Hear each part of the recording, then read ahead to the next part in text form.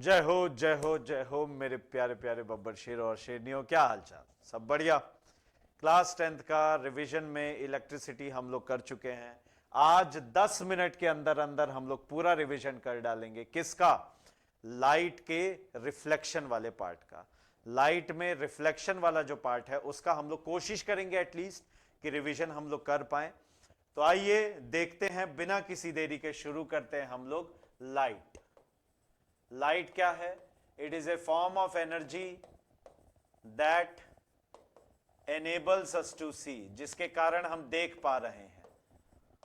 जिसके कारण हम क्या कर पा रहे हैं? देख पा रहे हैं। अगर किसी की वजह से हम देख पा रहे हैं, कोई अगर ऐसा सोर्स है जिसकी वजह से, जिसके कारण हम देख पा रहे हैं जो एनर्जी, उसको हम लोग लाइट कहते हैं। ठीक है। लाइट स्मॉल पैकेट्स या discrete packets of energy called quanta.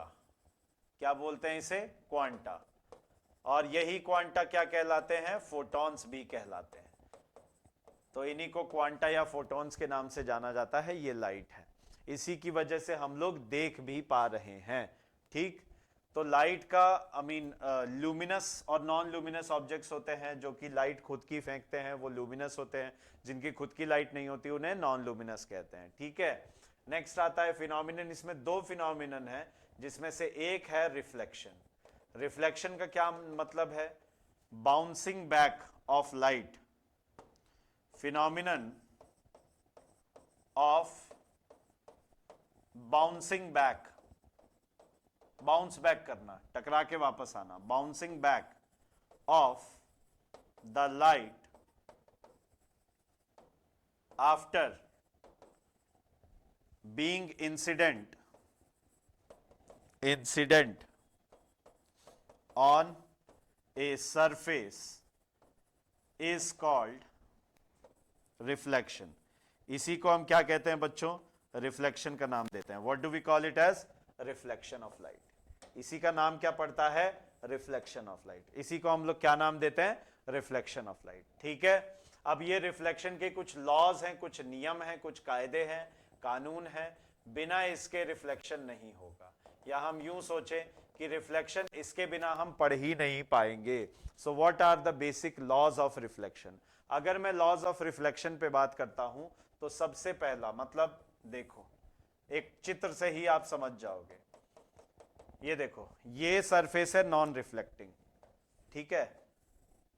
ये एक्स वाई प्लेन है। और ये वाली सरफेस, ऊपर वाली सरफेस क्या है? Reflecting surface. अब यहां पे क्या है? एक तो ये नॉर्मल है, इसको हम क्या कहते हैं? Normal, N. ठीक है। ये क्या है? Incident ray.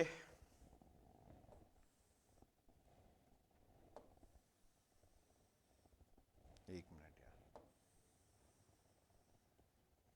और ये है reflected ray. I R incident ray, R R reflected ray. सही। ये एंगल क्या है? I, angle of incidence. ये वाला एंगल क्या है? R, angle of reflection. पहला पॉइंट, ये सब कुछ एक ही प्लेन में लाई करता है। दूसरा पॉइंट, एंगल आई बराबर एंगल आर। खत्म। एंगल आई और एंगल आर बराबर होते हैं। फिर यहां पे पॉलिश्ड और नॉन पॉलिश सरफेस आ जाती हैं। पॉलिश सरफेस वो जिनमें लॉज ऑफ रिफ्लेक्शन आपका मतलब वैलिड रहेगा और रेगुलर एकदम एक ही पैरेलल रेज ऑफ लाइट निकलेंगी पॉलिश सरफेस से, एकदम चमकता हुआ। और उससे डिफ्यूज से इर्रेगुलर। खत्म। कर लो इसे, कर लो, फिर आगे चलते हैं। ठीक है। नेक्स्ट है मिरर्स। अगला क्या है? मिरर्स। शीशा, कांच जिसे कहते हैं देसी भाषा में। मिरर क्या है? A surface whose one side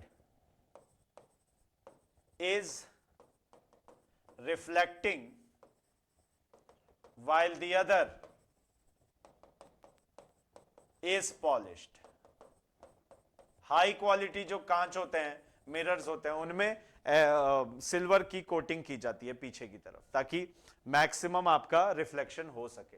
तो सरफेस उस one side is reflecting and the other is polish. दो टाइप के होते हैं, एक तो होता है प्लेन मिरर ना, और दूसरा होता है स्फेरिकल मिरर। तो प्लेन मिरर तो जैसा कि नाम है इसका सीधा सीधा है, प्लेन मिरर, इसी को पढ़ लेते हैं। तो प्लेन मिरर में क्या है, आओ जरा देखो। प्लेन मिरर की जब भी आप बात करोगे तो बच्चों प्लेन मिरर के केस में आपको ये सीधी सीधी सरफेस दिखाई पड़ेगी, सही है, ये सीधी सीधी सरफेस दिखाई पड़ेगी। यहां पे ऑब्जेक्ट है तो इमेज भी यहां पे बनेगी, यानी कि ये रहा, ये क्या है, ऑब्जेक्ट की distance, what is it, distance of the object u, और व्हाट इज इट, v। तो for a plane mirror, plane mirror की कहानी सुन लो। Number 1, image is virtual and erect. इसका मतलब इरेक्ट मतलब सीधी है, वर्चुअल मतलब स्क्रीन पे नहीं आ रही, पीछे की तरफ बन रही है, ठीक है। दूसरा है image is at same distance from the mirror, या कहें behind the mirror, behind mirror as the object is in front. जितना आगे ऑब्जेक्ट है उतना पीछे इमेज है, सेम डिस्टेंस। तीसरा, image is laterally inverted. Lateral inversion का मतलब होता है कि उसका राइट लेफ्ट हो जाएगा और लेफ्ट राइट हो जाएगा, ठीक है, ये होता है lateral inversion. I hope it is clear. ये है प्लेन मिरर के, खत्म। नेक्स्ट है स्फेरिकल मिरर्स। मुझे नहीं लगता इसमें इमेज फॉर्मेशन हो पाएगा इस सेशन में 10 मिनट के अंदर, तो हम लोग खाली स्फेरिकल मिरर के कैरेक्टरिस्टिक्स देख लेते हैं। स्फेरिकल मिरर मतलब एक स्फीयर का छोटा सा पार्ट। अब ये पार्ट दो तरीके से आप देख सकते हो, ये हो गया कन्वेक्स और ये वाला हो गया कनकेव।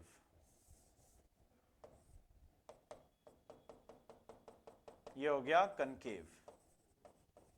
तो कन्वेक्स मिरर में ये हो गई रिफ्लेक्टिंग साइड, ये हो गई नॉन रिफ्लेक्टिंग साइड। ये हो गई रिफ्लेक्टिंग साइड यहां पे, और ये हो गई नॉन रिफ्लेक्टिंग साइड, सही है। तो ये कनकेव कन्वेक्स हो गए स्फेरिकल मिरर्स के केस में, राइट। अब देखो इनमें नामकरण कैसा पड़ता है।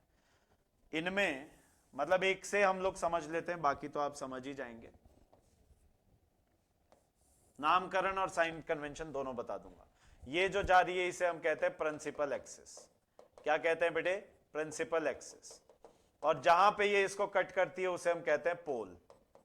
सारी डिस्टेंस पोल से नापते हैं, ठीक है। सारी डिस्टेंस कहां से नापी जाएगी, पोल से नापी जाएगी। ऊपर मतलब ऊपर क्या,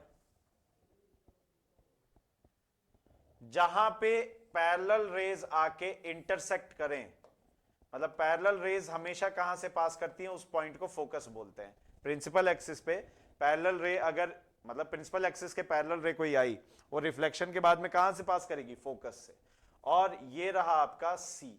सी क्या है, सेंटर ऑफ कर्वेचर। क्या है बेटे, सेंटर ऑफ कर्वेचर। और एफ क्या है, फोकस।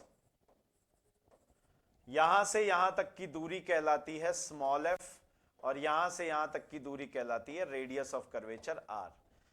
एफ फोकल लेंथ और आर क्या है, radius of curvature. R is what, radius of curvature. और अगर हम लोग इसको देखें तो स्मॉल एफ की वैल्यू क्या हो जाएगी, आर बाई 2। स्मॉल एफ यानी कि focal length is radius of curvature का हाफ। इसका प्रूफ बकायदा है, 12th स्टैंडर्ड में है, ये हम लोग आगे चल के देखें। अच्छा, यहां से यहां तक की दूरी अपर्चर कहलाती है, इस एंड से इस एंड तक की दूरी अपर्चर कहलाती है। इज इट क्लियर, ठीक है। तो ये यहां तक देख लो, 10 मिनट का समय हुआ। अब इसको 3 पार्ट में कर लेंगे, और क्या है, कल रिफ्लेक्शन खत्म करके रिफ्रैक्शन में चले जाएंगे, right. Copy it down. Thank you so very much, bye bye, take care, Jai Hind, love you all, see you tomorrow.